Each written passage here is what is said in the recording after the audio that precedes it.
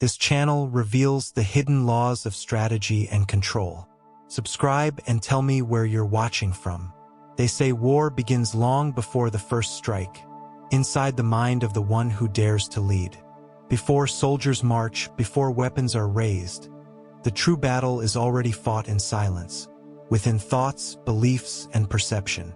Sun Tzu knew this thousands of years ago. He understood that victory was not about the number of swords, but the number of minds you could quietly command. To control minds is to win without resistance. It is to guide decisions without force. It's to place your idea inside another's consciousness so subtly that they mistake it for their own. The greatest generals didn't merely conquer territories, they conquered belief. And belief, once captured, defends itself. In any conflict, a negotiation, a business, or a personal struggle, the same principle applies. People think they're reacting to the world, when in truth, they're reacting to the stories you let them believe. The art of war begins with perception. If you can shape how someone sees, you've already shaped what they'll do. Sun Tzu wrote, "All warfare is based on deception." But deception doesn't always mean lies. It means control of information, the subtle filtering of what's seen and what's hidden. Most people think strategy is about what to attack. But the true strategist knows the secret lies in what to conceal. Imagine two generals facing each other across the field. One shouts orders, his army moves visibly, predictable in pattern. The other remains silent, his forces unseen, his movement hidden. The first seeks reassurance in noise. The second thrives in silence. Which one controls the narrative? The silent one, because the mind fears what it cannot read. That fear, that uncertainty, is the oldest weapon in history. Humans crave patterns. They panic when those patterns break. The strategist manipulates that need, appearing weak when strong, appearing to retreat when he advances. Because every reaction reveals more than every confession. When Sun Tzu said, "If you know the enemy and know yourself, you need not fear the result of 100 battles," he wasn't speaking about external intelligence. He meant psychological mapping. To know your enemy is to decode their pride, their fears, their blind spots.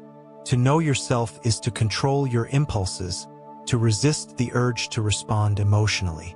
Every battle lost in history began the moment emotion replaced calculation.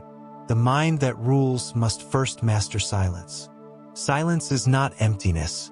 It is preparation. It's the act of letting others expose themselves while you remain unseen. In conversation, the one who speaks less always holds more power. In negotiation, the one who listens longer learns the battlefield better. And in war, patience is the deadliest weapon, because it allows your opponent to show you how they'll destroy themselves. The modern battlefield is not a desert or a hill. It's the arena of influence. Corporations, politics, relationships, all are governed by invisible wars of perception. Everyone is trying to be seen, to be heard, to prove their dominance. But the wise one stands back, observing patterns forming in the chaos. He knows that when noise rises, clarity hides in the background. People crave recognition. That's the doorway into their minds. Compliment the proud and they lower their guard.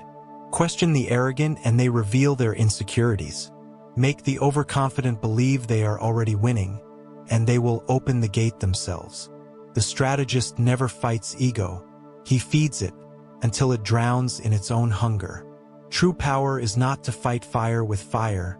It's to make your fire seem like warmth while theirs burns uncontrolled. Control is invisible. The moment it becomes visible, it turns into resistance. The master strategist never says, "I'm leading you." He lets others think they're leading themselves. In the art of war, Sun Tzu warned that the greatest victory is the one achieved without battle. What he meant was psychological domination, controlling the outcome before the action begins. If your opponent has already accepted your version of reality, no confrontation is needed. This is the essence of psychological warfare. Win in the mind, and the world follows. The The strategist sees emotion as terrain. He studies where anger rises, where pride blinds, where fear freezes. Then he shapes his moves accordingly. Against the angry, he stays calm. Against the fearful, he appears stable.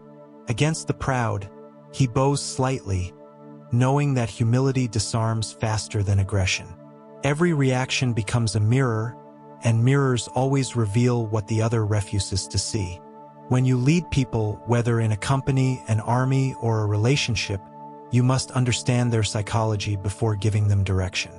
Sun Tzu's generals never issued commands without understanding what their soldiers believed about themselves.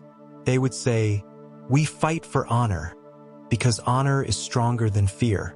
They didn't control men through force, they controlled through belief. And belief, once ignited, sustains itself longer than any order. The battlefield changes with time, but human nature does not. Pride still blinds, desire still corrupts, fear still paralyzes. And those who know how to navigate these emotions can control entire nations without lifting a sword. It's not about manipulation, it's about awareness. When you understand the rhythm of human emotion, you stop being a pawn in the game. You become the player who moves the board itself. Every day, people fight invisible wars, convincing others, defending their image, seeking validation. They don't realize they are soldiers in someone else's strategy. Every advertisement, every headline, every argument, they all aim for the same thing: to control attention.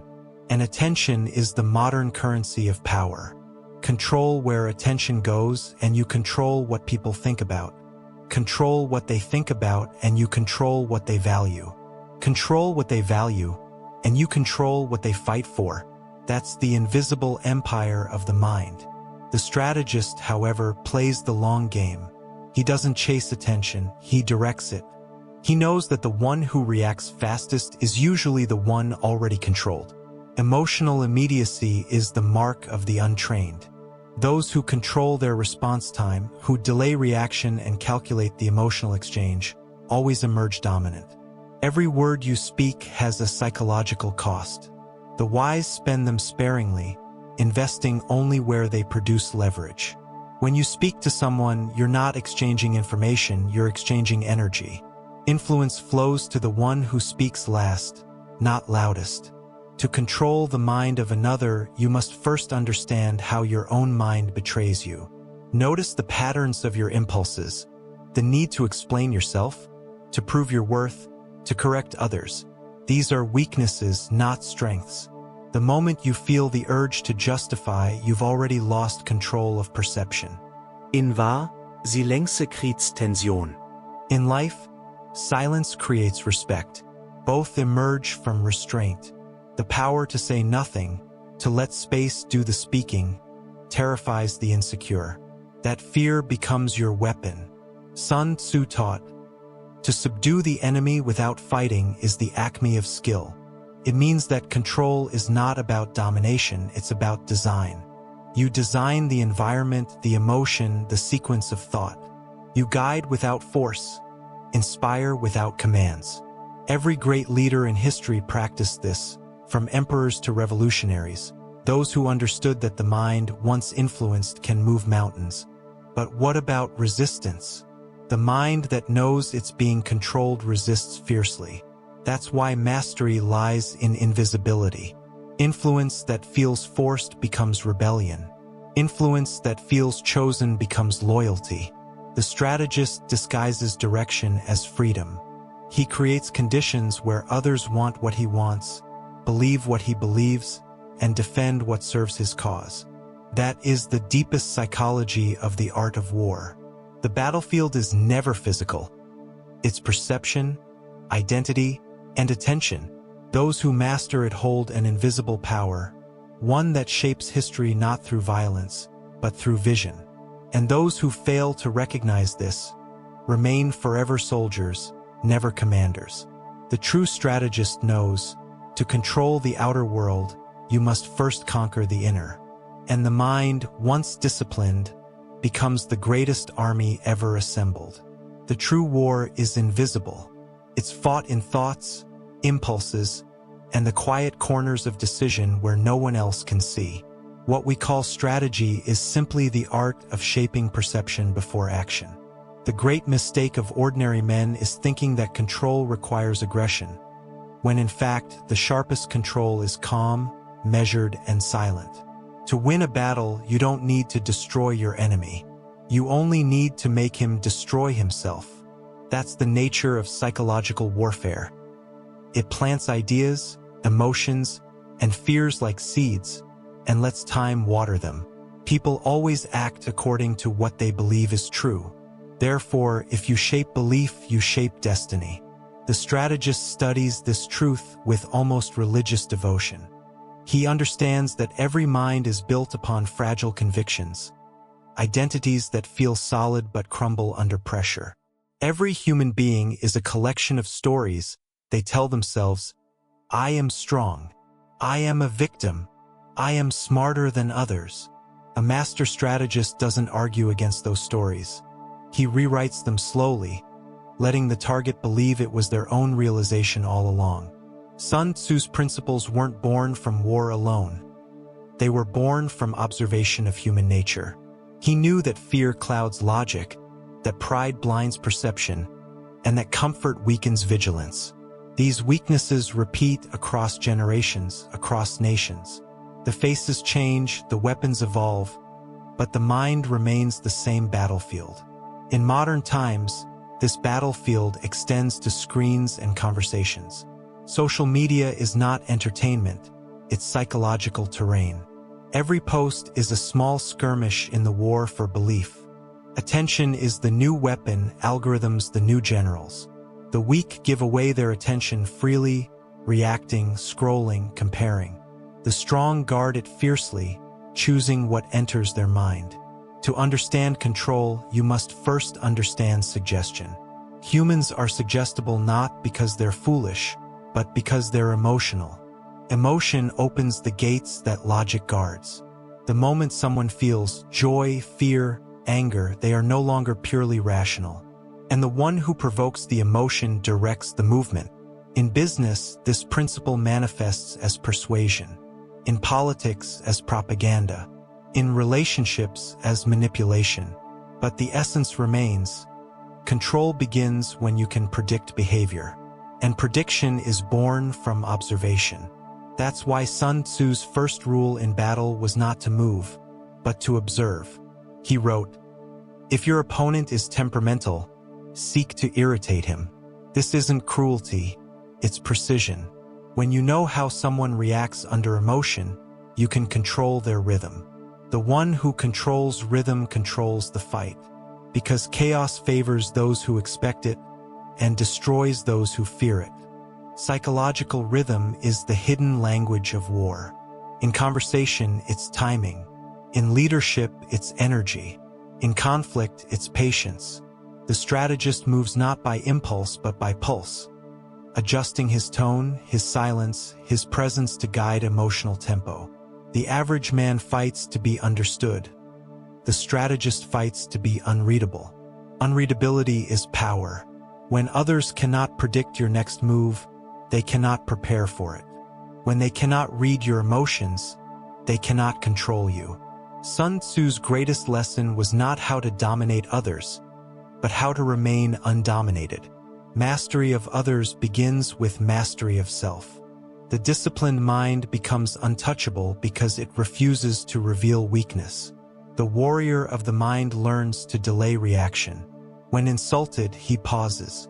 When praised, he pauses. When provoked, he observes.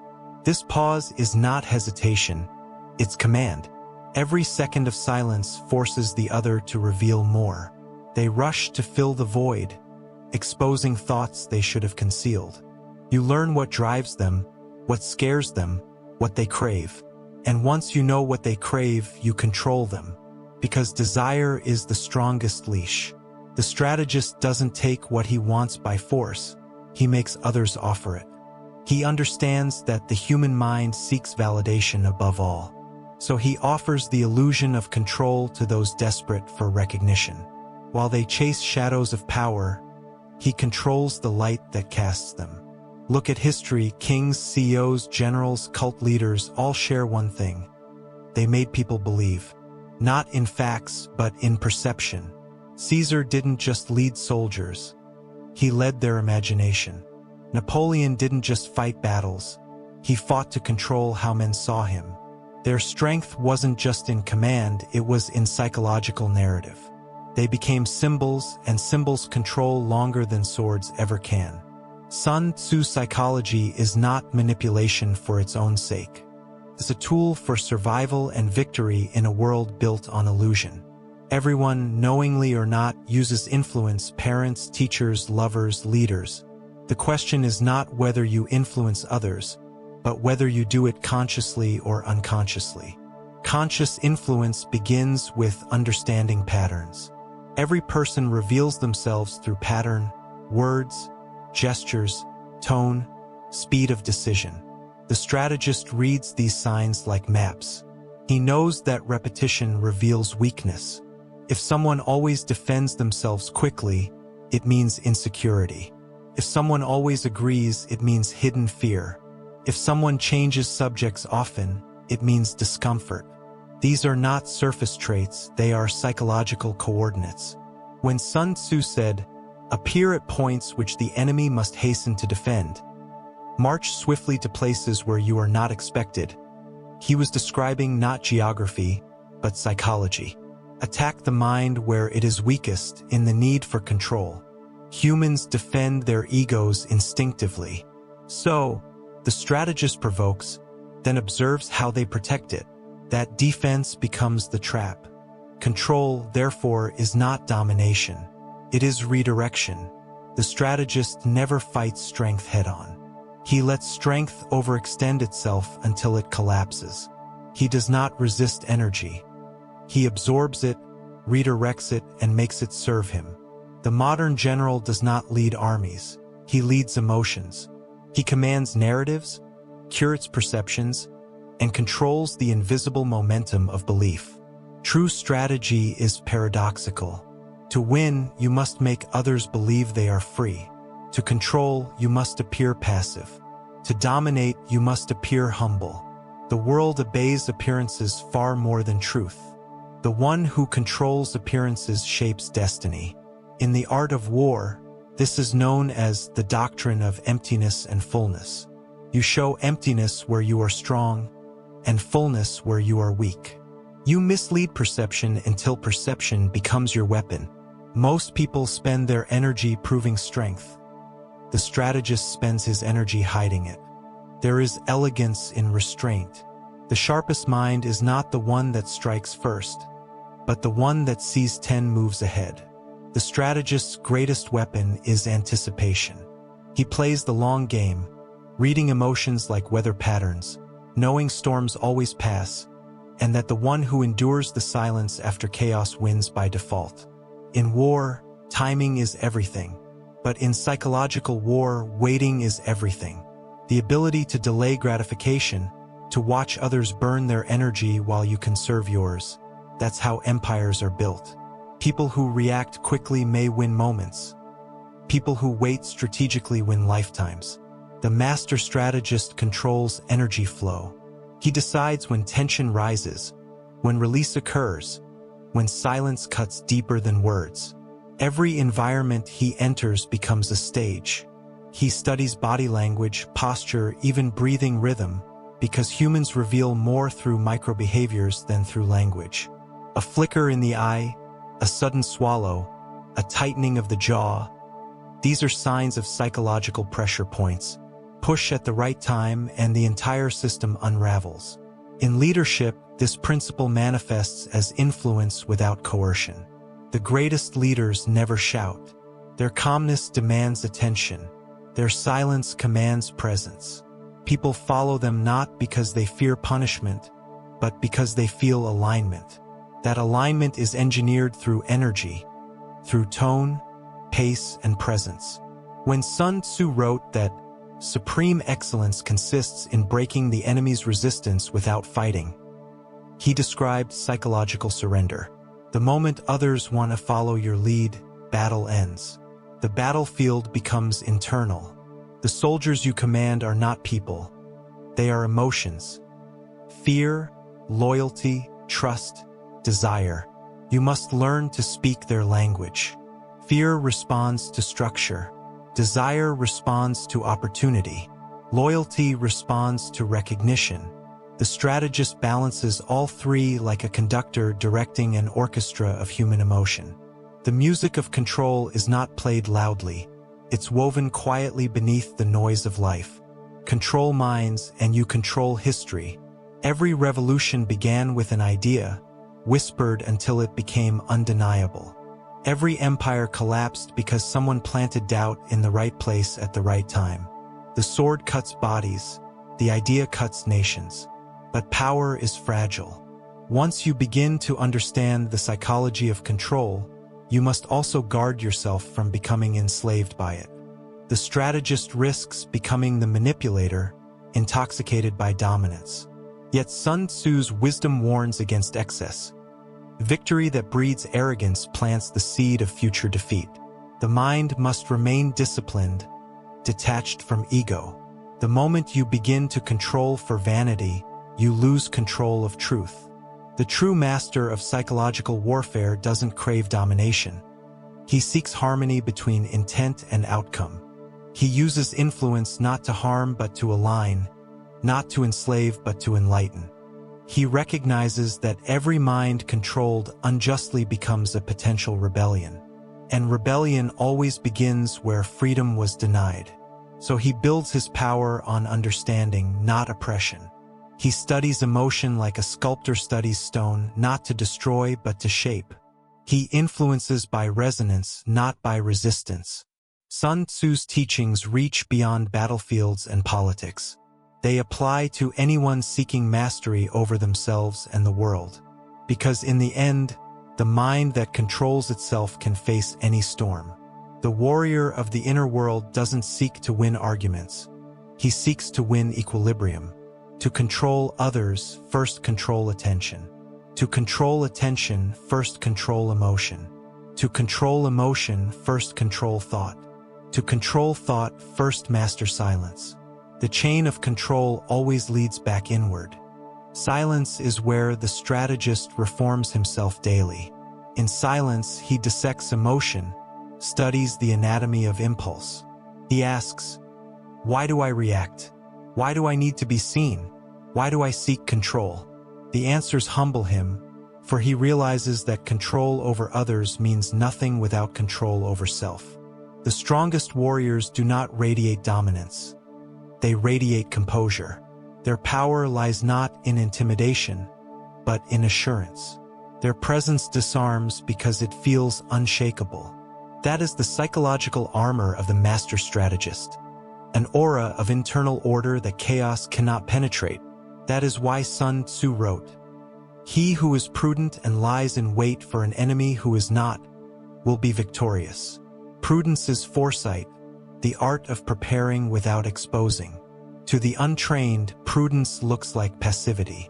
But to the wise, it is the foundation of power. Every word you say, every reaction you give, every glance you hold, all of it teaches others how to treat you. The strategist never wastes these moments.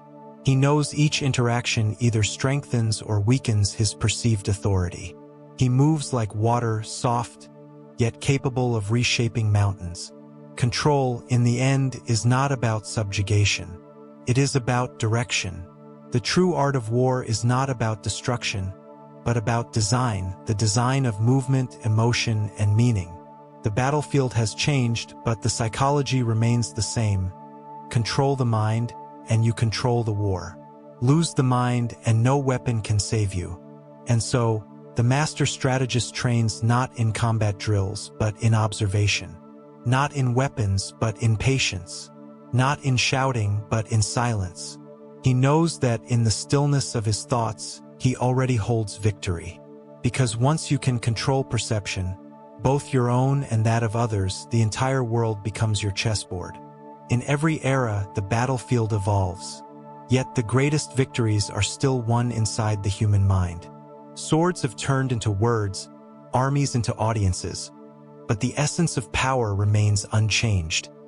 Whoever shapes perception shapes reality, and whoever commands reality commands destiny. The strategist wakes before dawn, not to prepare weapons, but to prepare thought. He knows that the mind's first battle each day is not with the world, but with chaos within. Doubt, distraction, desire, these are his true enemies. Before he faces others, he must first disarm himself. Because how can a man control another's emotions when he is enslaved by his own? Sun Tzu's writings speak of formlessness. To be formless is to be unpredictable, fluid, ungraspable. The formless strategist becomes like water, taking the shape of any environment, adapting to pressure, flowing around obstacles. That adaptability is not weakness. It is supremacy. The rigid mind breaks when challenged. The flexible one endures and transforms. When you are formless, no one can anticipate you. They project expectations and you dissolve them. They prepare for confrontation and you offer calm. They seek anger and you respond with indifference. The strategist understands this paradox. The moment others cannot define you, they cannot confine you.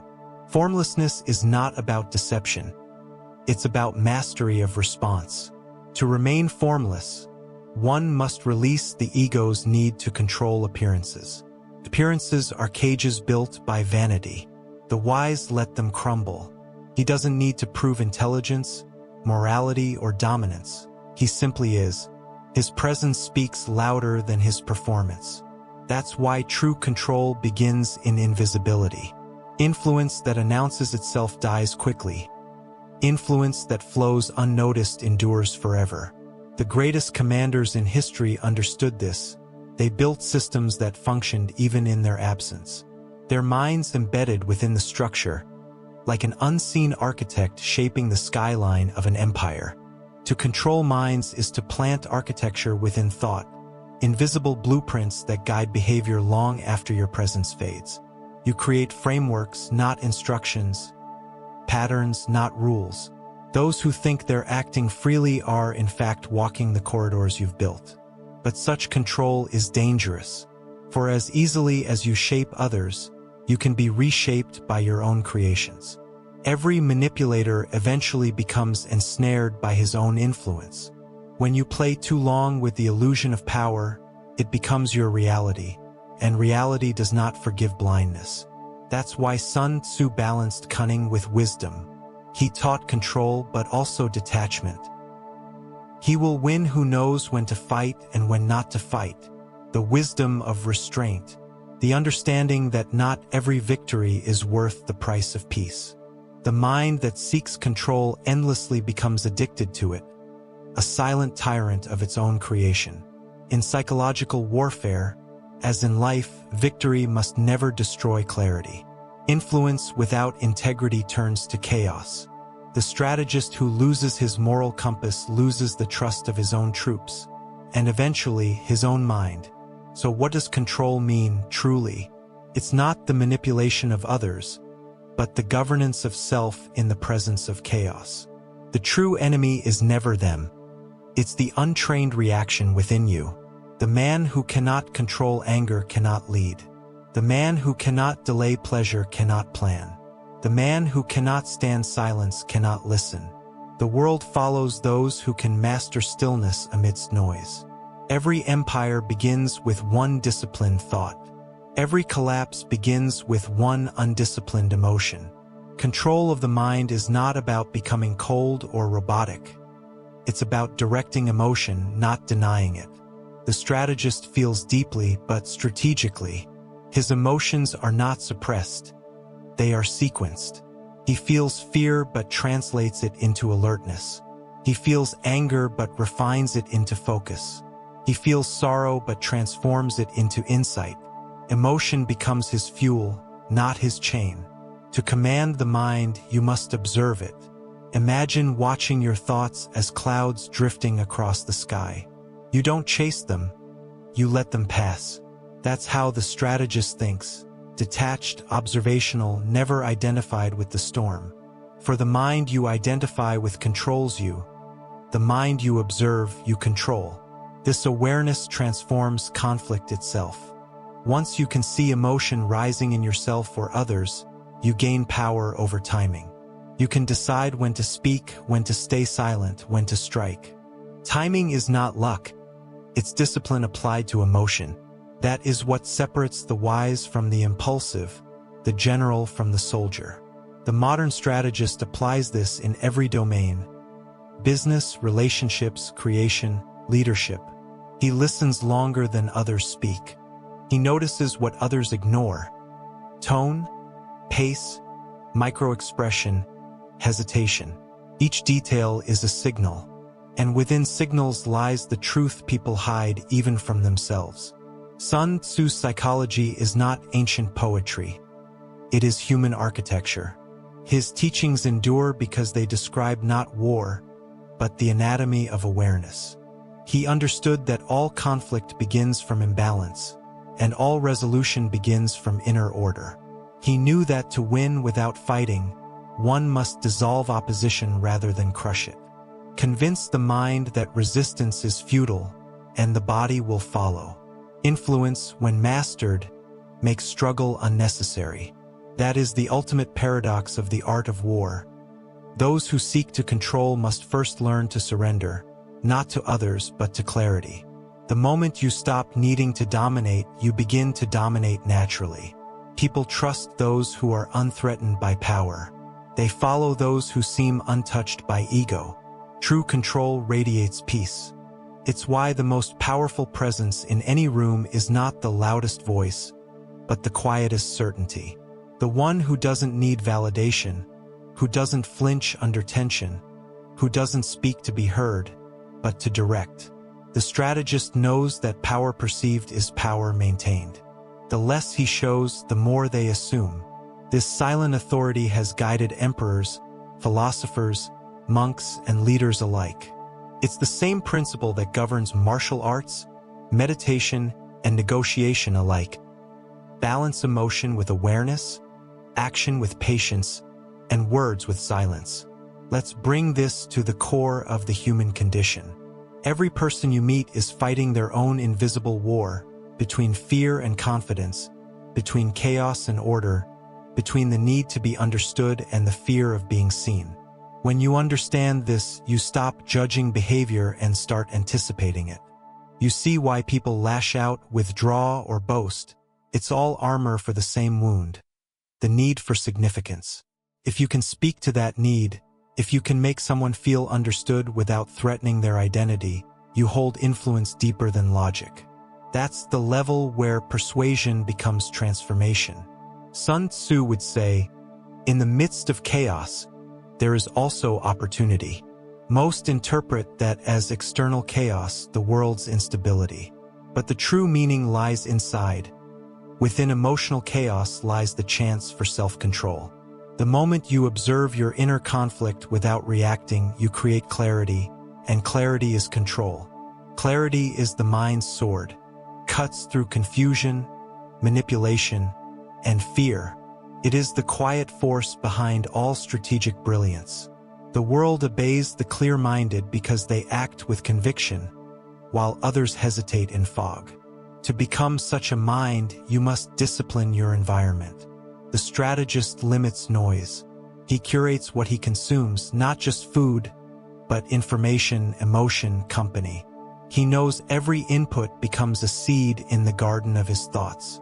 And a mind filled with weeds cannot produce victory. He practices solitude not as isolation, but as sharpening. Solitude is the forge where clarity is reforged daily. In silence, he confronts himself, his fears, his delusions, his ambitions, until nothing remains but what is real. And from that reality, every action becomes purposeful. Control is not a performance, it's a frequency. The more aligned your thoughts, words, and actions, the stronger your field of influence becomes. People feel it instinctively, they trust coherence, they follow order. That's why Sun Tzu's true disciples were not soldiers, but sages. They didn't just win wars, they prevented them. Their presence diffused chaos because their clarity dissolved fear. The highest level of control is not making others obey. It's making conflict unnecessary. Imagine that level of mastery in daily life, where you can move through disagreement without friction, guide without demanding, lead without force. That is the legacy of the psychological warrior. But this path requires humility. Control, if unchecked, turns into corruption. Influence without wisdom becomes tyranny. The strategist reminds himself daily, the purpose of control is not to dominate, but to direct toward harmony. He uses power as medicine, precise, minimal healing, not as poison. In the final reflection, Sun Tzu's psychology reveals a truth both timeless and humbling. If you wish to control others, first conquer yourself. If you wish to win wars, first win silence. If you wish to change the world, first change your mind. All external conflict is a mirror of internal disorder. And once the mind becomes still, the world obeys naturally. So, control minds, but begin with your own. Win battles, but start within. Because when you finally master your inner war, you realize the greatest victory of all. You no longer need to fight.